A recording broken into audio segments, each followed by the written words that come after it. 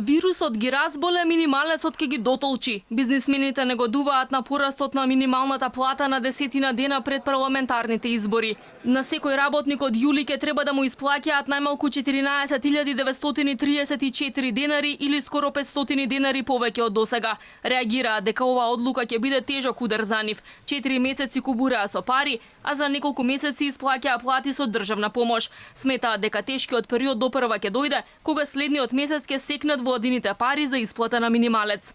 Ова ќе се одрази во моментот кога нема да има субвенции или државна помош од 14.500 денари за минимална плата поради коронавирусот. Ако тоа не се случи со одлука на владата, на кризниот штаб и така натаму за месец јули, во истиот момент ќе се соочат работодавачите со проблемот исплаќање на минимална плата. Потегот на пораст на минималната плата за речиси 500 денари уште повеќе ќе доведе до урамниловка или изедначување на примањата на работници со различни квалификации и обем на работа.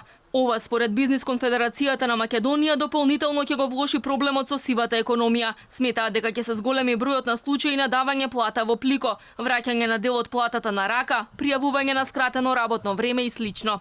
Има компании кои исплаќаат минимална плата, а остатокот се уште го исплаќаат во плико заради даношните и обврските по придонеси, а има и компании кои ги исплаќаат работниците минимална плата, излекуваат минимум од нивните капацитети и знаат дека нивните работници работат понатаму дополнителна работа за дополнителен приход.